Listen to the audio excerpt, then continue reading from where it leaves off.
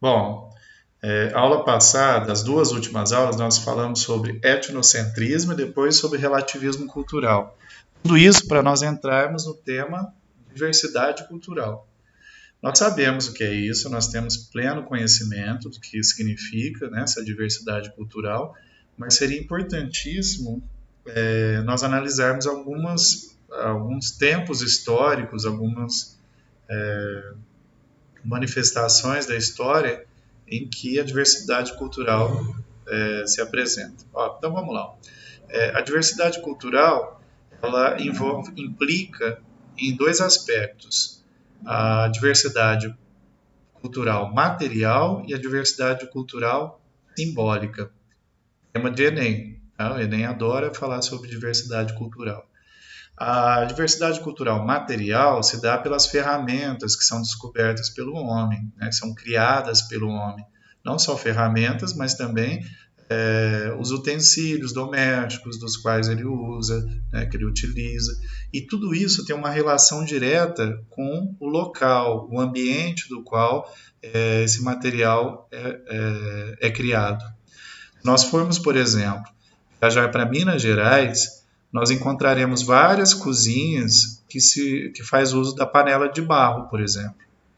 Por que isso acontece? Porque é um tipo de material abundante que existe lá, é barato de se fazer e acaba sendo característico da cultura mineira. Nós não cozinhamos em casa com panela de barro. Também não estou dizendo que todo mineiro cozinha com panela de barro, né? Mas nós encontramos mais esse tipo de utensílio na culinária em regiões específicas, onde existe, onde o ambiente é propício para aquilo aconteça. Nós vamos para o sul do nosso país e encontramos casas feitas de madeira. Nós encontramos casas feitas de madeira. Por que isso acontece? Porque existe abundância em madeira naquela região. Né? Nossas casas aqui na nossa região são feitas de olaria, né? Tijolos e tudo mais. Mas justamente porque nós temos, né, necessidade e também temos o material em grande abundância. Se formos para o litoral, as janelas são feitas todas de inox, justamente porque a maresia enferruja as janelas, então eles são obrigados, né, a seguir aquilo que o meio ambiente pede. E também existe a diversidade cultural simbólica, né, onde o homem se justifica através de símbolos que são representantes da sua cultura, dizem respeito à forma como o homem se posiciona dentro do meio social. Entre os índios, existe uma hierarquia, mas não existe, na verdade, uma formação política dentro da tribo indígena. Nós encontramos, por exemplo, o pajé com certos cocares que só ele utiliza. Algumas ferramentas, inclusive chocalhos e tal, que pertencem a ele. Aquilo não é brinquedo, aquilo não é visto como brinquedo. Bem, eu estou inventando aqui, né? Pode ser que ele tenha um colar específico que diz respeito à profissão de pagelância e que diz respeito, que identifica ele como pajé dentro da sociedade. Então, as formas simbólicas, elas podem ser representadas até mesmo em nós, na nossa sociedade, pela vestimenta. Alguns se vestem, por exemplo, como hippies. Isso é uma tendência da moda que nem todo mundo utiliza. Alguns gostam de se vestir com camisetas de bandas de rock, para a pessoa ser identificada como pertencente a uma tribo de roqueiros, ou para mostrar qual é a sua aptidão em relação à música e tudo mais. Né? Então, em todas as sociedades, o simbolismo é bastante importante. A cruz suástica. A suástica foi usada em várias gerações, de várias culturas. Em cada uma ela representava alguma coisa diferente. Né? Então nós temos vários símbolos e sinais que pertencem, né? Tem um sentido de pertencimento à nossa sociedade e que, de certa forma, diz quem nós somos, identifica quem nós somos.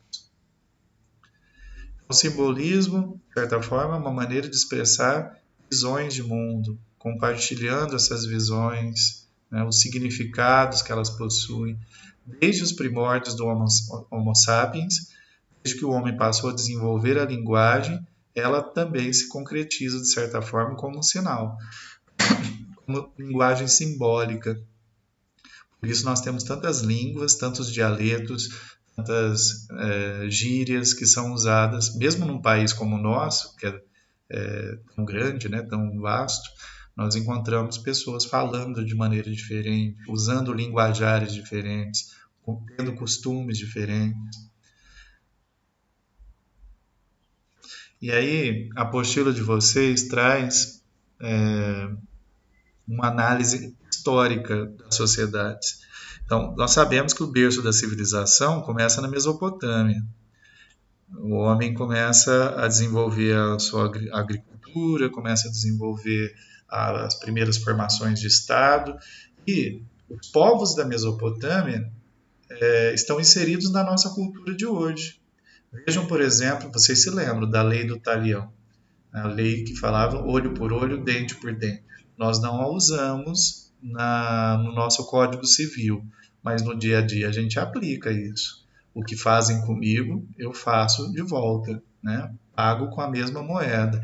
É um costume, é uma tradição que veio daquela época. Não que eles tenham inventado isso, mas nós, né, demos sequência a essa atitude, né, essa cultura.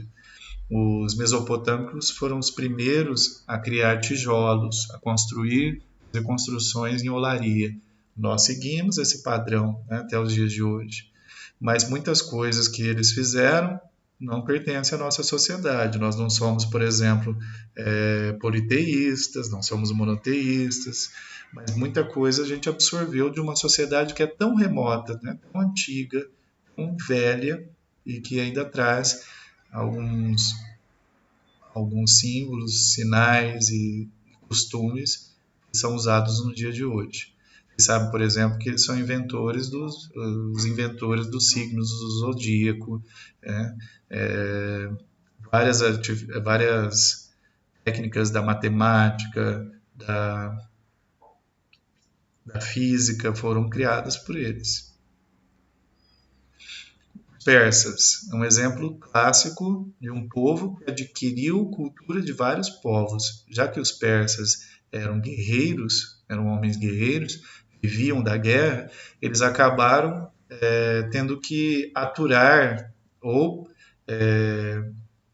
como posso falar, respeitar culturas de diferentes povos dos quais eles conquistavam. Muitas coisas que era dos persas, foi trazido para a nossa sociedade, né? Como se fosse algo transcendental, que passa através do tempo. Eles difundiram a língua aramaica, era a língua de Jesus. Jesus falava. E Jesus era um judeu não, né? Vamos lá, hebreu, porque os judeus ainda, o reino de Judá ainda não tinha não havia nem crescido na época.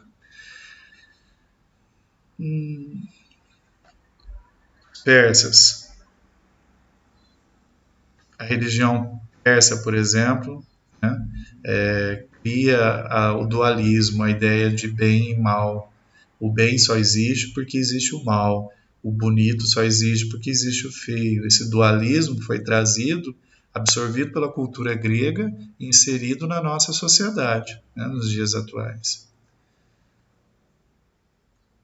A religião judaica ou o povo hebreu em si, eles exerceram uma forte influência na nossa cultura, entre elas a inserção do monoteísmo na antiguidade, que é preservado por nós até hoje. Vocês sabem, né? Nossa Bíblia é dividida entre Novo Testamento e Velho Testamento. Todo o Velho Testamento diz respeito à Torá hebraica, que é o livro sagrado para eles. A única diferença entre nós e os judeus é que os judeus não acreditam em Cristo. Eles não acreditam no Novo Testamento, na história de Cristo. O Cristo deles ainda está por vir, ele ainda virá, né? E muito da cultura hebraica está inserida na nossa cultura, seja na culinária, né? A fermentação do pão, são todas técnicas que vieram, né, que foram trazidas da cultura hebraica. Nós seguimos a tradição da Páscoa, existe dois tipos de Páscoa. A Páscoa judaica conta a história daquele dia, não acredito, caminhão do gás passando aqui agora. A Páscoa judaica conta a história do dia em que os hebreus saíram do Egito, né? Aquela noite onde o anjo da morte passou e matou todos os primogênitos. Na nossa cultura cristã, nós comemoramos a Páscoa como sendo a Páscoa de Cristo, o dia em que ele compartilhou o pão com os discípulos e tudo mais, né? Então, aliás, desculpa, a nossa Páscoa é o dia da ressurreição, né? Quando Cristo renasce, depois de ter sido morto. Opa. Bom, eu peguei alguns exercícios para a gente fazer junto, tá? Esse aqui foi tirado do Enem. A ideia de que é da apostila de vocês. A ideia de que os brasileiros são preguiçosos não é de modo algum estranho à cultura do país. O herói nacional sem caráter, Macunaíma, vocês já estudaram Macunaíma, do Mário de Andrade? Não? O herói nacional, que é Macunaíma, ele era negro, né? Então, ele nasce de uma branca e ele nasce negro, é como se fosse o herói nacional. Ele nasce gigante, ele já nasce adulto. Então, tem toda uma questão metafórica que o Mário de Andrade escreve para mostrar e, de certa forma, trazer todas as misturas de povos num único ser. Ele tem todas as etnias nele mesmo, no Macunaíma. Ele é índio, ele é o índio, ele é filho de uma índia, mas ele nasce negro, né? Então ele é africano, ao mesmo tempo ele é preguiçoso, o que daria a ideia de, né, de que ele é baiano, de que ele é mineiro, de que, né? Então, tudo que existe de brasileiridade, nossa, está dentro do Macunaíma. Vivia a falar de sua própria preguiça. Então, também parte desse patrimônio simbólico a ideia de indolência indígena, de que o índio é preguiçoso. A crença na inferioridade da mestiçagem e nos efeitos negativos do clima tropical sobre o trabalho. Como o Brasil é um país muito quente, nós trabalhamos menos. Nada disso. No entanto, supera a imagem positiva que os portugueses guardam dos brasileiros associada à alegria, à cordialidade, à espontaneidade, à amizade e à sociabilidade. Tomando como referência o texto acima, é correto afirmar que, vocês que vão me dizer, tá? Se está certo ou errado. As maneiras de ser, pensar e sentir não são as mesmas para todas as pessoas. Verdadeiro ou falso? Verdadeiro. Verdadeiro. 2. Existe uma única maneira de construir a imagem do povo brasileiro. Falso. Né?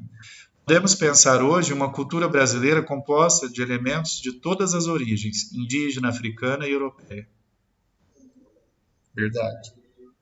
A imagem do brasileiro preguiçoso reflete sua incapacidade de explorar as potencialidades do país. Verdade ou falso? Ó, a imagem do brasileiro indolente, preguiçoso, reflete sua incapacidade para explorar as potencialidades do Brasil. Vocês conhecem o Brasil inteiro? O brasileiro gosta de viajar dentro do nosso próprio país, né? Ele valoriza mais a cultura de fora do que a nossa, né? Então, a alternativa certa é a 2, opa, a 1. Qual que era errada mesmo? Não vi. A 2, isso. 3 e 4. A alternativa certa é a B. Uma das maiores procissões católicas do mundo é o Círio de Nazaré, em Belém, do Pará. É patrimônio incontestável do Brasil. A mais conhecida das procissões brasileiras é, na verdade, um conjunto de manifestações religiosas e profanas que expressam a identidade cultural do povo amazônico. As festas populares de natureza religiosa ou secular são um importante fator de sociabilidade. A.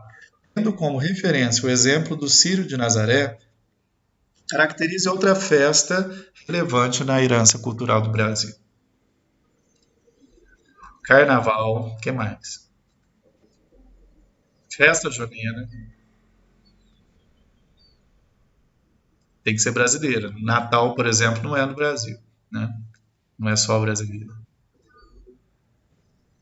Quê? Entendi.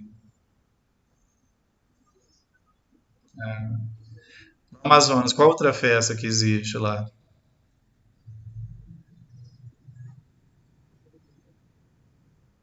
Festa de Parintins, vocês já ouviram falar? Lá existe uma espécie de carnaval onde disputa-se, né, quem é a favor do boi vermelho e do boi branco. É uma festa bastante famosa.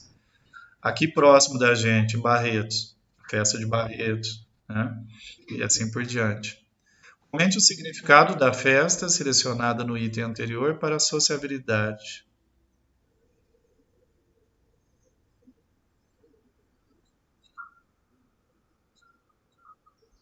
A gente sabe que o carnaval nasceu na Idade Média, era uma festa pagã que antecedia a quaresma.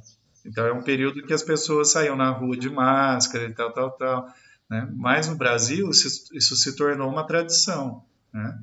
O carnaval tem um sentido, ele precede a quaresma. Não sei se vocês já viram. Quarta-feira de cinzas, que é o último dia, né? O último dia é na terça de carnaval. Mas a quarta-feira de cinzas é o primeiro dia da quaresma. Começa a partir dali, só vai acabar na Páscoa. Por isso, cada ano o carnaval cai num. Mas qual a importância, qual o significado da festa do carnaval, por exemplo, para nós?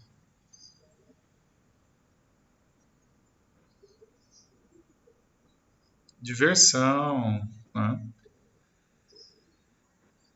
Pecado, porque as pessoas pecam bastante no carnaval. E é justamente para isso que ele existe, porque espera-se que na quaresma as pessoas não pequem, né? Yasmin,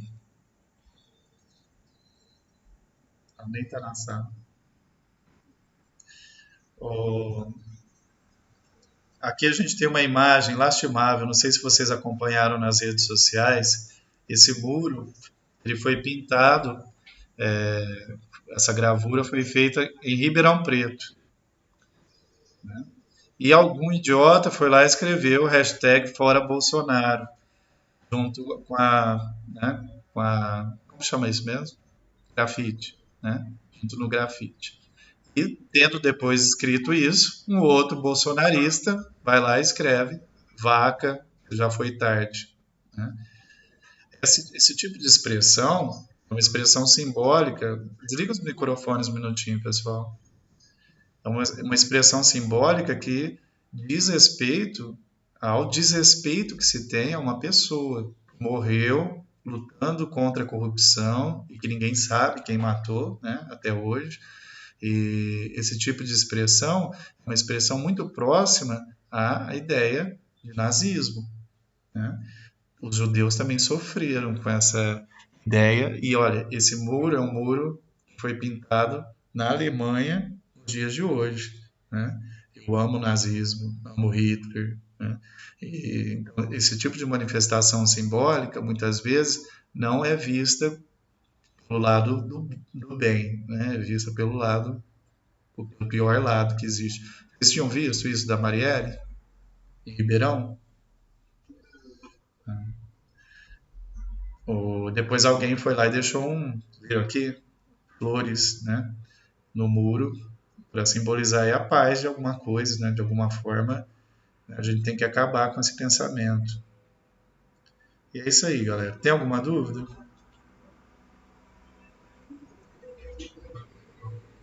É muito simples a aula, né? Tranquila.